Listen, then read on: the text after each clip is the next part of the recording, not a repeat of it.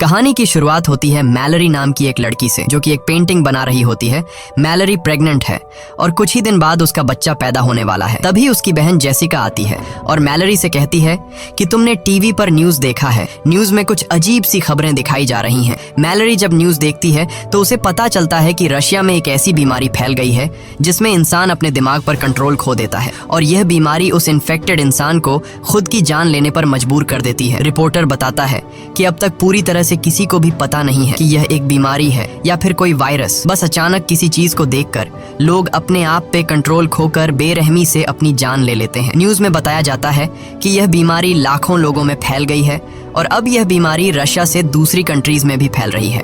लेकिन मैलरी इस न्यूज को इग्नोर करके जेसिका के साथ अपनी प्रेगनेंसी चेकअप के लिए हॉस्पिटल चली जाती है। वहाँ डॉक्टर उसे खुशखबरी देती है कि बच्चा बिल्कुल ठीक है और जल्द ही वो माँ बनने वाली है। ये सुनकर मैलरी खुश हो जाती है और वापस घर लौटने लगती है। लेकिन हॉस्पिटल से निकलते वक्त मैलरी की नजर एक लड़की पर पड़ती है जो अपने सिर को जोर जोर से सामने के शीशे से मार रही होती है। ये देखकर मैलरी घबरा जाती है और जल्दी जाकर जेसिका के साथ कार में बैठ जाती है। मैलरी जेसिका से कहती है कि जल्दी चलो, मुझे लगता है कि रशिया का वो खतरनाक वायरस यहाँ भी पहुँच चुका है। बाहर सड़कों पर लोगों में हलचल मच चुकी थी और लोग खुद को मारने लगे थे। जेसिका जल्दी से गाड़ी स्टार्ट करके तेजी से घर की तरफ गाड़ी को भगाती है, लेकिन अब हालात और बिगड़ते जा रहे थे। सड़क पर बहुत सारे एक्सीडेंट होने लगते हैं। ये देखकर मैलरी बहुत ज्यादा डर जाती है और तभी ड्राइव करते हुए जेसिका कुछ ऐसा देख लेती है जिससे उसकी आंखों का कलर चेंज हो जाता है। अब जेसिका अपने आप पर कंट्रोल खोकर कार की स्पीड बढ़ा देती है और सामने से आने वाली गाड़ियों से खुद का एक्सीडेंट करवाने लगती है। मैलरी उसे ऐसा करने से रोकती है पर जेसिका नहीं रुकती, जैसे किसी ने उसके दिमाग पर काबू कर लिया हो। और तभी कार एक दूसरी गाड़ी से टकराकर इनका एक्सीडेंट हो जाता है। लकीली इस एक्सीडेंट में दोनों बच जाती हैं और दोनों गाड़ी से बाहर निकल आती हैं। लेकिन इससे पहले कि मैलरी कुछ समझ पाती, तभी वो देखती है कि उसकी बहन जेसिका एक ट्रक के सामने आकर अपनी जान दे देती है। मैलरी अपनी आंखों के सामने जेसिका की इतनी भयानक मौत देखकर बहुत ज्यादा डर जाती है। लेकिन हालात कुछ ऐसे थे कि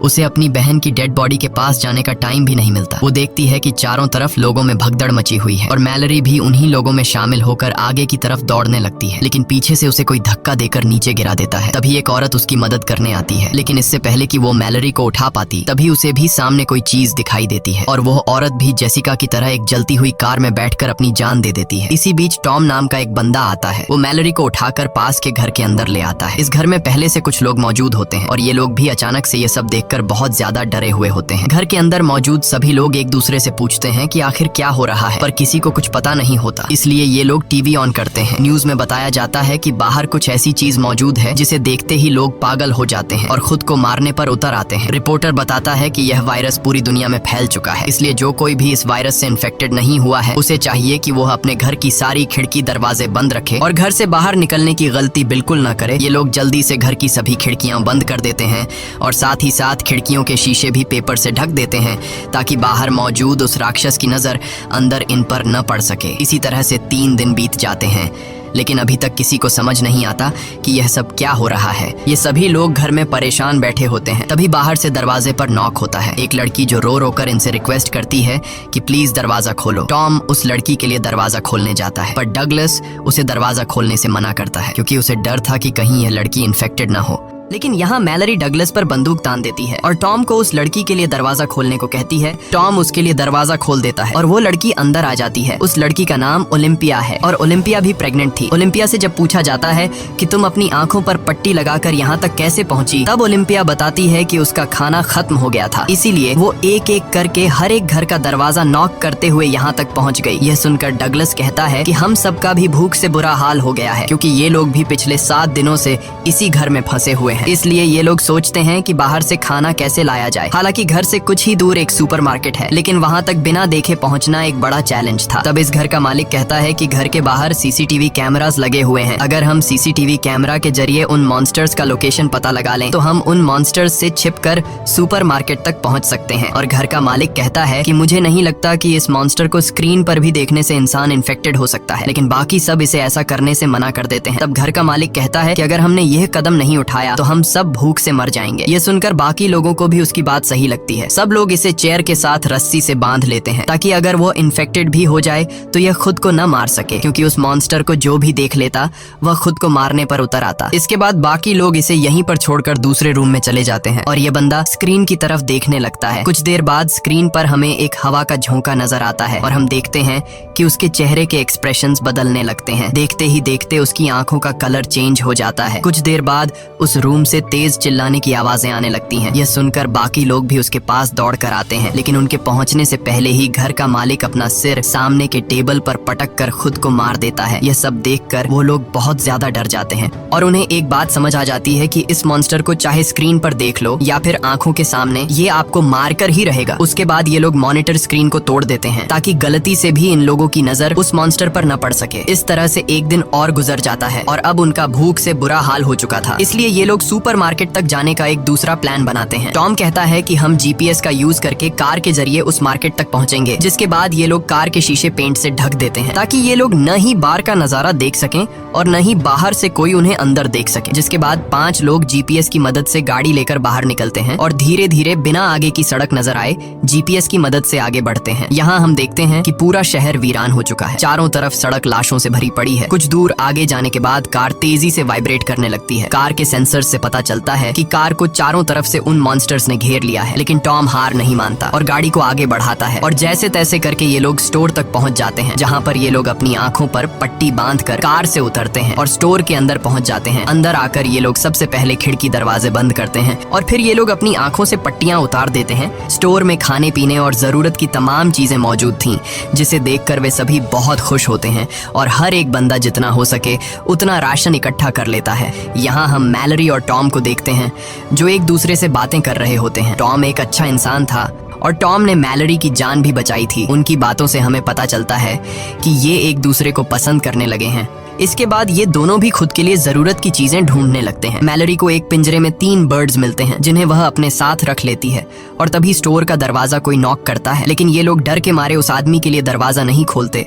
तब वह आदमी रो रो कर रिक्वेस्ट करता है कि प्लीज दरवाजा खोल दो। अब इन लोगों को उस आदमी पर तरस भी आता है और उन्हें डर भी था कि कहीं यह आदमी इन्फेक्टेड ना हो, इसलिए ये लोग पहले से उस आदमी के लिए दरवाजे पर तैयार खड़े हो जाते हैं ताकि उन्हें अगर उस आदमी पर जरा सा भी शक हो कि यह इन्फेक्टेड है तो उसे मार देंगे। ये लोग जैसे ही उसके लिए दरवाजा खोलते हैं, वह आदमी जबरदस्ती घुसने लगता है और कहता है कि ये मॉन्स्टर्स बहुत ही खूबसूरत हैं, तुम सभी को इसे देखना चाहिए। यह सुनकर ये लोग समझ जाते हैं कि यह आदमी भी इन्फेक्टेड है। अब उनके पास उस आदमी को बाहर निकालने का कोई रास्ता नहीं था, इसलिए चार्ली सबको बचाने के लिए उस आदमी को जोर से धक्का देकर बाहर धकेल देता है और खुद भी उसके साथ बाहर चला जाता है। बाहर वह बंदा चार्ली को बुरी तरह से मार देता है और चार्ली ने अपने साथियों की जान बचाने के लिए अपनी जान दे दी। यहाँ मैलरी नोट करती है कि जब वो मॉन्स्टर्स करीब हों तो बर्ड्स शोर करने लगते हैं और अब ये बर्ड्स उनके लिए एक बड़ा सहारा बनेंगे। उसके बाद बाकी बचे 4 लोग राशन लेकर वापस लौट आते हैं और उन सबको चार्ली की मौत का बहुत दुख था। अब रात हो जाती है और हम देखते हैं कि सभी लोग अपने अपने रूम में चले गए हैं और तभी बाहर दरवाजे पर कोई नॉक करता है। ओलिम्पिया को जब पता चलता है कि बाहर दरवाजे पर कोई है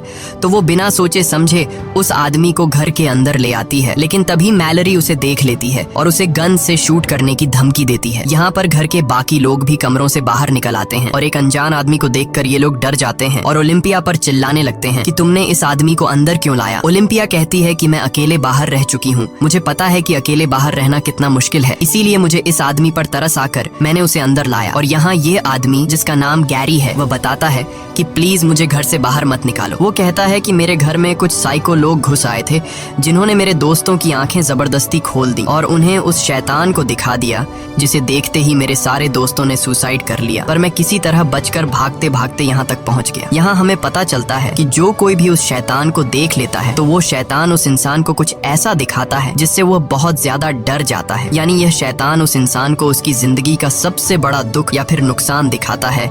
ये दुख इतना गहरा होता है कि वो सह नहीं पाता और अचानक बहुत ही ज्यादा डिप्रेशन में जाकर वो इंसान खुद को मार देता है। यहाँ गैरी कुछ और बातें भी बताता है। वो कहता है कि उन साइको लोगों की आंखों पर पट्टी नहीं थी बल्कि वो उस शैतान को देखकर खुश हो रहे थे। गैरी की यह बातें सुनकर हमें पता चलता है कि वो शैतान उस इंसान को नहीं मार पाता जो अपनी जिंदगी में पहले से बहुत ज्यादा दुखी होता है क्योंकि वो पहले से ही अंदर से टूटा हुआ होता है।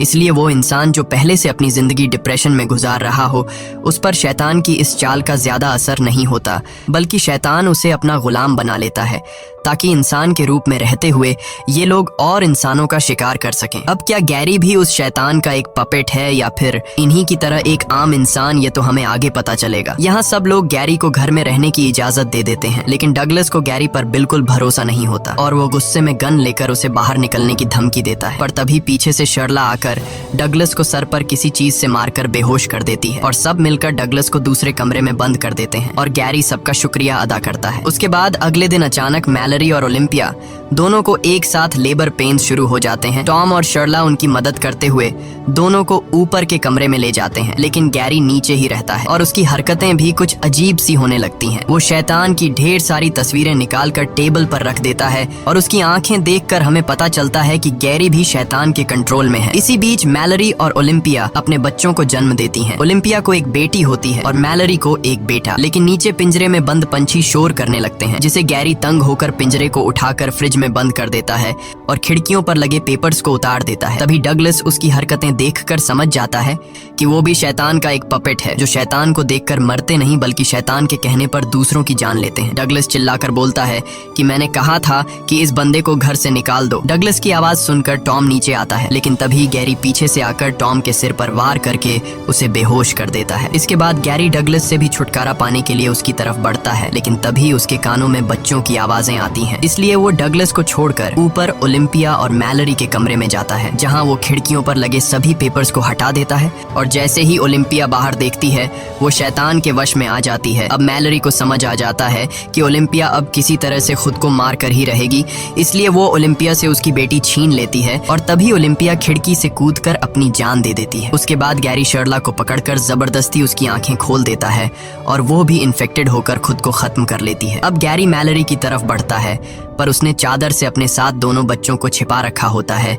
इसलिए अभी तक वो ठीक रहती है। पर गैरी उसे चादर छीनकर बाहर देखने के लिए उकसाने लगता है, लेकिन तभी वहां डगलस बंदूक लेकर पहुंचता है और अपनी आंखें बंद करके गैरी को शूट करने की कोशिश करता है। पर गैरी को पता होता है कि डगलस को नजर नहीं आ रहा, इसलिए वो मौके का फायदा उठाते हुए दौड़कर डगलस को अपने साथ ऊपर के फ्लोर से नीचे ग्राउंड फ्लोर पर गिरा देता है। गैरी डगलस को सीजर से मार देता है, ये कहते हुए कि तुम उस शैतान की खूबसूरती को नहीं देख पाओगे। इसी बीच टॉम को होश आता है और किसी तरह शॉट गन उठाकर गैरी को मारकर खत्म कर देता है। उसके बाद टॉम ऊपर जाकर मैलरी और बच्चों को शांत करता है। अब सिर्फ टॉम, मैलरी और 2 बच्चे जिंदा बचे थे। इसके बाद 5 साल के बाद का सीन दिखाया जाता है, जहां मैलरी और टॉम अब रिलेशनशिप में हैं और बच्चे भी बड़े हो चुके हैं, लेकिन खतरा अभी तक टला नहीं। बाहर अभी भी शैतान के कंट्रोल में लोग घूम रहे थे और वो नॉर्मल इंसानों को पकड़कर मार डालते थे। ये लोग पिछले 5 सालों से इसी तरह से चुपचाप जिंदगी गुजार रहे हैं। मैलरी ने बच्चों को इस मुश्किल स्थिति में सरवाइव करने के सभी तरीके सिखा दिए थे। यहाँ आप लोगों को भी पता चल चुका होगा कि जो लड़का है वो मैलरी का अपना बेटा है, लेकिन ये लड़की मैलरी की बेटी नहीं, बल्कि ये लड़की ओलिम्पिया की बेटी है, जो मरने से पहले ओलिम्पिया ने मैलरी के हवाले कर दी थी। एक दिन रेडियो से आवाज आती है जिसमें रिक नाम का एक आदमी बताता है कि हम जहाँ पर हैं ये जगह पूरी तरह से सेफ है। यहाँ पर हमारी एक कॉलोनी है, इस कॉलोनी में खाने पीने और जरूरत की तमाम फैसिलिटीज मौजूद हैं। वो आदमी बताता है कि अगर तुम लोग यहाँ आना चाहते हो तो नदी के बहाव के साथ आओ। जब नदी का बहाव सबसे तेज होगा तो वहीं पास के जंगल के बीच हमारी कॉलोनी मिल जाएगी। वहाँ बहुत सारे बर्ड्स हैं जिनकी आवाज सुनकर तुम हमें ढूंढ सकते हो। और हाँ, नदी के बहाव के साथ यहाँ आने में तुम्हें 2 दिन लगेंगे। टॉम उस आदमी पर भरोसा करके वहाँ जाना चाहता था, पर मैलरी वहाँ जाने से मना करती है। वो कहती है शायद ऐसा भी हो सकता है कि वो इंसान इन्फेक्टेड हो जो हमें यहाँ से निकाल कर मार देना चाहता हो। रात को टॉम मैलरी को समझाता है कि अगर हमें जिंदा रहना है तो वहाँ जाना ही पड़ेगा। आखिर कब तक हम लोग यहाँ इस तरह से ब्लाइंड जिंदगी गुजारेंगे। अगले दिन जब ये लोग सामान लेने बाहर जाते हैं तभी कुछ साइको लोग उन पर हमला करने पहुंच जाते हैं। टॉम मैलरी और बच्चों को समझाता है कि यही वक्त है यहाँ से निकलने का। मैं उन लोगों को बातों में उलझाता हूँ, तुम लोग चुपके से पीछे के रास्ते से यहाँ से निकल जाना और नदी से होते हुए रेडियो पर बताई गई जगह पर पहुंच जाना। लेकिन मैलरी टॉम को इस तरह से अकेले नहीं छोड़ना चाहती थी। तब टॉम कहता है कि हमें जिंदा रहने के लिए किसी एक को तो अपनी जान देनी पड़ेगी। इसके बाद टॉम मैलरी और बच्चों को पीछे के रास्ते से निकाल देता है और खुद अपनी आंखों पर पट्टी बांधकर शॉटगन लेकर उन साइको लोगों के सामने आता है। वे लोग टॉम को पट्टी हटाने के लिए कहते हैं, लेकिन टॉम उन्हें बातों में उलझाने की कोशिश करता है ताकि मैलरी बच्चों को लेकर यहाँ से निकल सके। पर तभी वे लोग मैलरी को जाते हुए देख लेते हैं। अब इससे पहले कि वे लोग मैलरी को पकड़ने के लिए उसके पीछे जाते, तभी टॉम गोलियां चलाकर 2 लोगों को मार देता है। इस दौरान वो खुद भी घायल हो जाता है और अब बिना देखे बाकियों को खत्म करना उसके लिए मुश्किल हो रहा था, इसलिए वो अपनी आंखों से पट्टी हटा देता है और वहां पर मौजूद 2 और लोगों को भी मार देता है। अब सिर्फ एक ही साइको इंसान बचता है और जब टॉम उस आखिरी बचे हुए साइको इंसान को मारने जाता है, तभी वो शैतान भी वहां पर पहुंच जाता है और वो शैतान टॉम को अपने वश में करने लगता है। लेकिन पूरी तरह से वश में आने से पहले टॉम उस आखिरी बचे आदमी को भी मार देता है और फिर उसी गन से खुद भी अपनी जान ले लेता है। वहीं मैलरी गोली की आवाज सुनकर समझ जाती है कि टॉम अब मर चुका है। वो बहुत ज्यादा रोती है क्योंकि इस मुश्किल वक्त में टॉम ही उसका सहारा था। जिसके बाद वो रेडियो पर बताए हुए ठिकाने पर जाने की तैयारी करने लगती है। वो बच्चों को समझाती है कि यह सफर बहुत मुश्किल होगा, लेकिन हमें जिंदा रहने के लिए वहां पर जाना ही होगा। और एक बात ध्यान से सुनो, चाहे जो भी हो जाए, तुम दोनों को अपनी आंखों से पट्टी नहीं उतारनी है, वरना तुम दोनों मारे जाओगे। इसके बाद मैलरी खुद के और अपने बच्चों की आंखों पर पट्टी बांधकर नदी की तरफ निकल पड़ती है और रस्सी का सहारा लेते हुए नदी तक पहुंच जाती है, जहां ये लोग एक बोट में बैठकर नदी के बहाव के साथ आगे बढ़ने लगते हैं। मैलरी अपने साथ पिंजरे में बंद उन बर्ड्स को भी रखती है। कुछ घंटों के सफर के बाद मैलरी रेडियो के जरिए उस कॉलोनी में रहने वाले लोगों से कांटेक्ट करती है जहां वो जा रही है। लेकिन तभी पिंजरे में बंद परिंदे शोर करने लगते हैं और उसी वक्त एक डरावनी आवाज मैलरी को बार बार पुकारने लगती है, पर वो सब कुछ इग्नोर करके आगे बढ़ना जारी रखती है। कुछ ही दूर जाने के बाद वो आवाज उसके और करीब होने लगती है। अब हम देखते हैं कि एक आदमी मैलरी के काफी करीब आकर उससे कहता है कि तुम अपनी आंखों से पट्टी निकाल दो, तुम यहाँ पर सेफ हो और मेरे पास खाना भी है। लेकिन मैलरी बच्चों को चादर से छिपाकर गन से चारों तरफ शूट करने लगती है, जिससे वो आदमी समझ जाता है कि मैलरी अपनी आंखों से पट्टी नहीं हटाएगी। इसलिए वो आदमी बोट के पास आकर मैलरी पर हमला कर देता है और जबरदस्ती मैलरी की आंखों से पट्टी हटाने की कोशिश करता है। और यह आदमी भी गैरी की तरह मैलरी से कहता है कि तुम्हें अपनी आंखों से पट्टी हटाकर उस शैतान को देखना चाहिए, वो बहुत ज्यादा खूबसूरत है। लेकिन मैलरी खुद को बचाने के लिए एक हथियार से उस पर हमला कर देती है और उसे मारकर वहां से बच निकलती है। इस तरह से सफर करते हुए मैलरी और बच्चों को 24 घंटे गुजर चुके थे और ये लोग बहुत ज्यादा थक जाते हैं। तभी अचानक बोट एक ट्रक से टकराती है, जिससे उसका बेटा और खाने पीने का सामान पानी में गिर जाता है। अब मैलरी अपने बेटे को तो पानी में डूबने से बचा लेती है, लेकिन इनके पास जो खाने पीने की चीजें थीं वो नदी में बह जाती हैं। ये देखकर मैलरी बहुत ज्यादा परेशान हो जाती है, क्योंकि अगर उन्हें खाने पीने की चीजें नहीं मिली तो वो भूख से मर जाएंगे। इसलिए मैलरी खाना ढूंढने के लिए बोट को नदी के किनारे लगाती है और बच्चों से कहती है, चाहे कुछ भी हो जाए तुम दोनों बोट पर ही रहना और अपनी आंखों से पट्टी बिल्कुल भी मत निकालना। इसके बाद वो बोट से एक रस्सी बांधकर खाने पीने की चीजें ढूंढते हुए जंगल के बीच एक घर में पहुंचती है और वहां उसे कुछ खाने पीने की चीजें मिल भी जाती हैं। लेकिन सामान लेकर जब वो वापस लौटने वाली होती है, तभी वो शैतान उसके पीछे पड़ जाते हैं और मैलरी को इंसानों की आवाज में बुलाने लगते हैं। मैलरी गोलियां चलाते हुए तेजी से वहां से भागती है। गोलियों की आवाज सुनकर ओलिम्पिया की बेटी खुद को रस्सी से बांधकर बोट से उतरती है और मैलरी को ढूंढने के चक्कर में सीधे उस शैतान के पास चली जाती है। लेकिन तभी मैलरी उसे खींचकर वापस ले आती है और गुस्से में उसे डांटती है कि मैंने तुमसे कहा भी था कि बोट से मत उतरना। इसके बाद